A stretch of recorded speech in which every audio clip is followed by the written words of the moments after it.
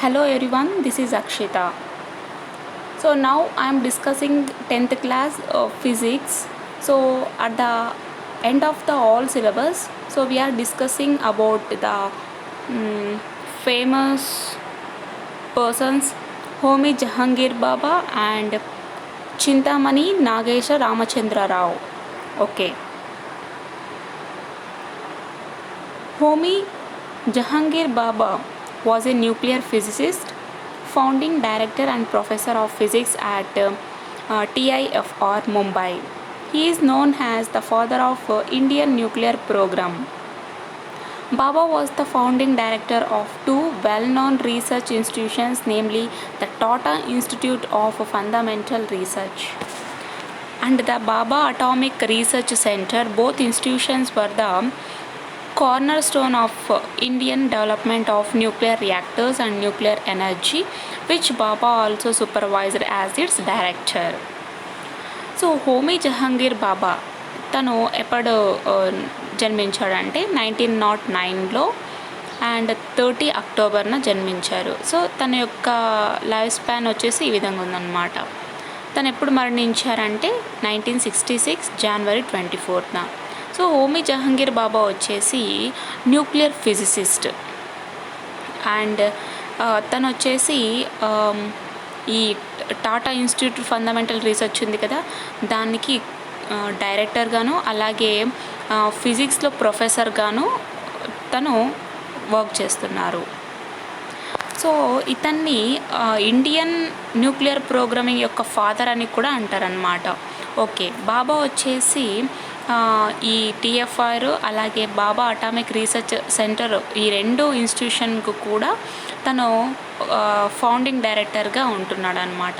అలాగే ఈ రెండు ఇన్స్టిట్యూషన్స్ వచ్చేసి కూడా ఇండియన్ డెవలప్మెంట్ ఆఫ్ న్యూక్లియర్ రియాక్టర్స్లో ఒక కార్నర్ స్టోన్గా చెప్పుకోవచ్చు. అండ్ దెన్ న్యూక్లియర్ ఎనర్జీగా కూడా చెప్పుకోవచ్చు అనమాట. సో ఈ రెండింటికి కూడా ఈ బాబా హోమీ జహంగీర్ బాబా సూపర్వైజ్గా ఒక డైరెక్టర్గా వర్క్ చేస్తున్నారు. In January 1933, Baba received his doctorate in nuclear physics after publishing his first scientific paper, The Absorption of Cosmic Radiation. The paper helped him win the Isaac Newton studentship in 1934.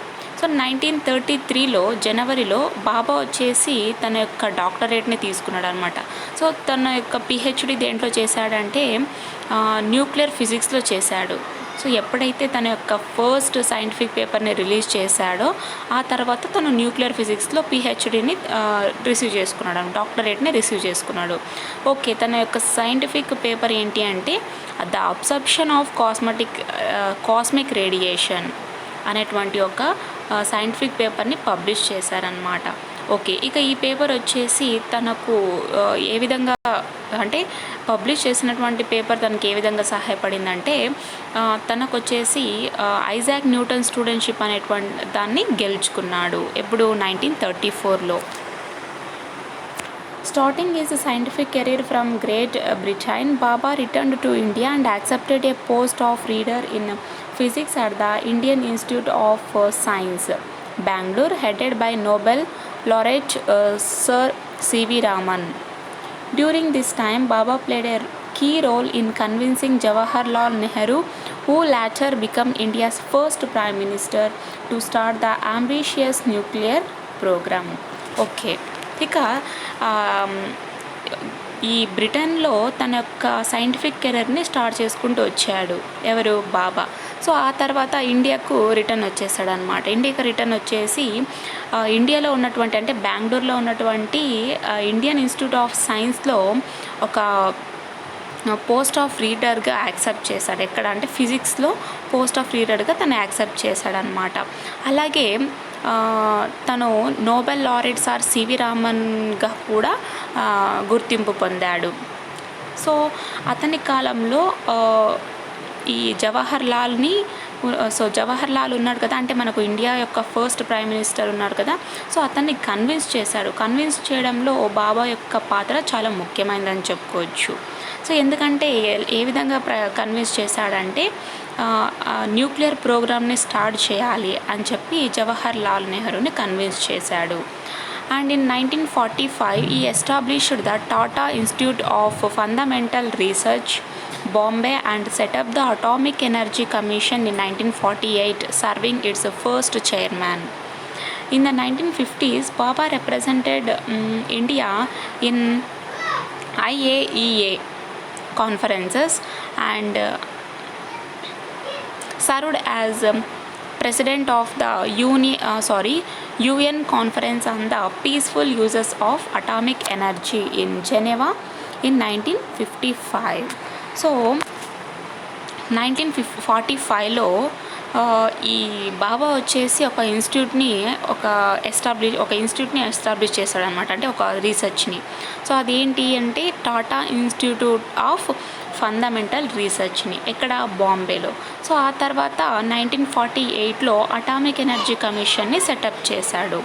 So తర్వాత తను first చైర్మన్గా పదవిలోకి వెళ్ళాడనమాట. ఆ తర్వాత 1950స్లో వచ్చేసి ఇండియాని IAEA కాన్ఫరెన్సెస్లో represent చేశాడు బాబా గారు.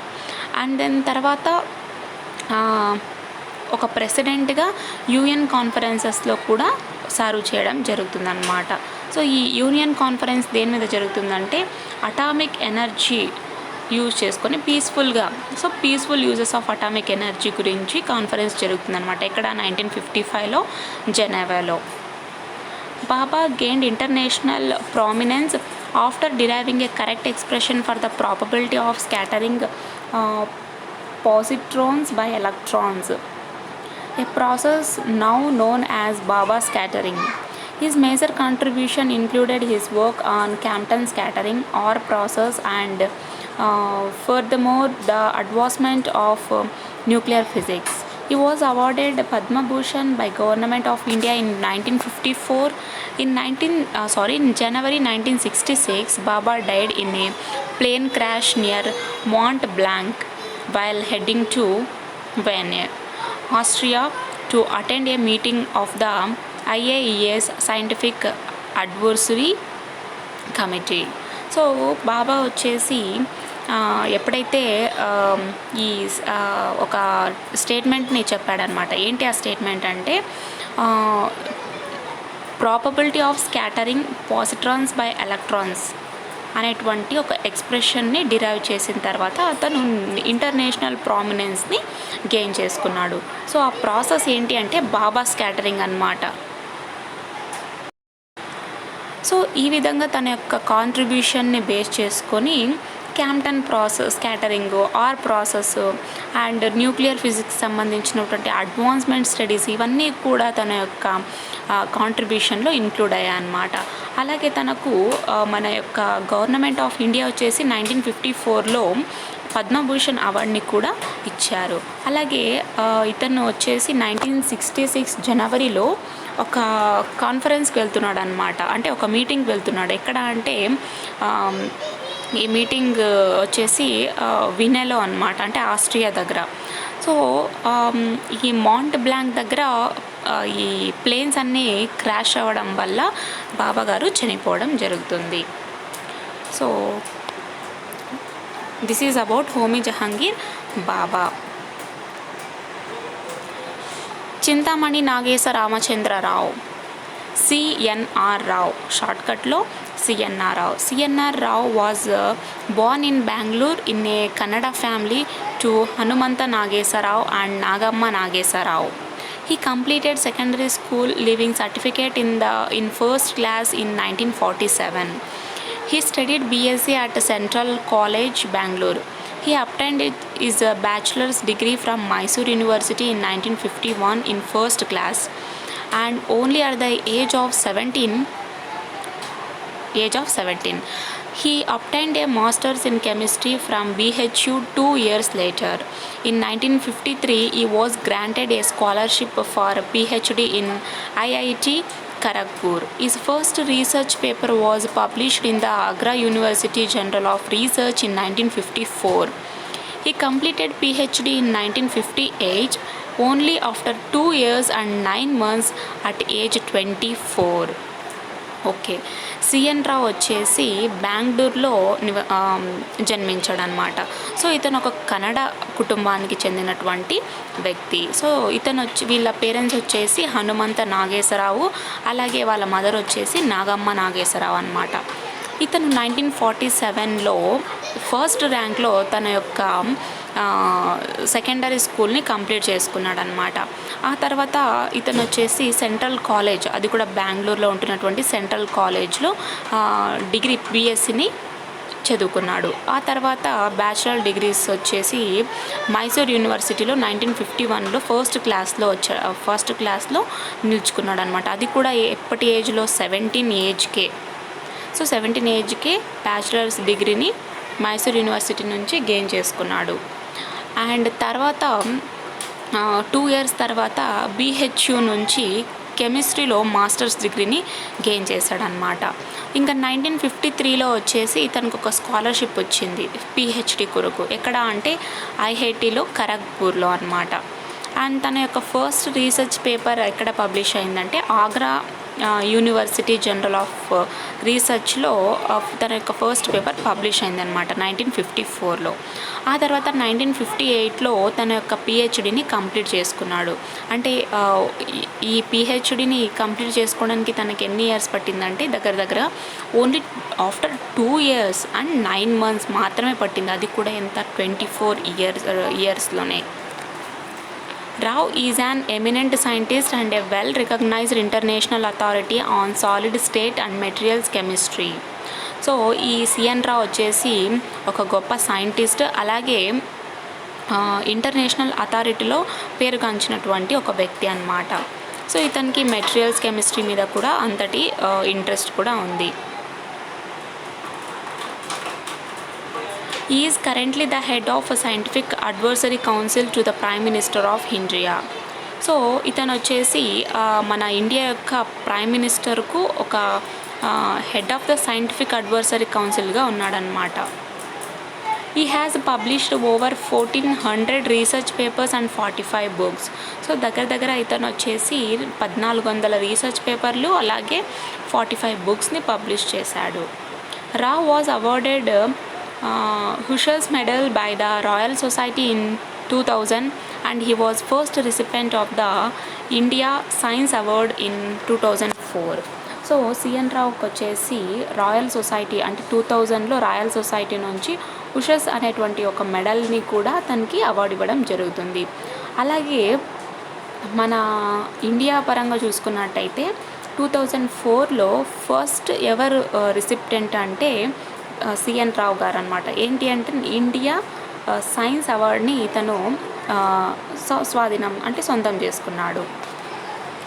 Some of the major areas of his research and transition metal oxides, new synthesis and novel structures, metal insulator transitions, CMR materials, super conductivity, multiferroics etcetera, hybrid metals and nano materials including nano tubes and graphene. So అలాగే ఇతని యొక్క research కూడా ఎందులో ఉన్నాయంటే ఎక్కువగా ఈ transition metal oxide సిస్టమ్స్లో and hybrid మెటీరియల్స్లో అలాగే నానోమీటర్స్లో అండ్ నానో ట్యూబ్స్ అండ్ గ్రాఫెన్లో ఇతని యొక్క రీసెర్చ్ ఏరియాస్ కూడా ఇవి చాలా ఎక్కువగా ఉన్నాయని చెప్పుకోవచ్చు. Rao's current passion is graphene, the new wonder material and artificial photosynthesis. So present CN Rao యొక్క ప్యాషన్ ఏంటి అంటే గ్రాఫెన్ అన్నమాట. సో అలాగే ఆర్టిఫిషియల్ ఫోటోసింథసిస్ గురించి ప్యాషన్ పెంచుకోవడము అండ్ న్యూ వండర్ మెటీరియల్ గురించి ఇతని యొక్క ప్రస్తుత ప్యాషన్.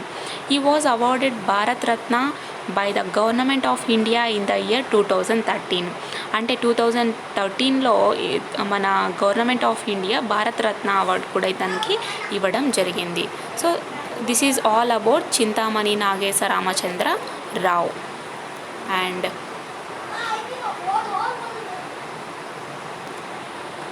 thanking you. Bye.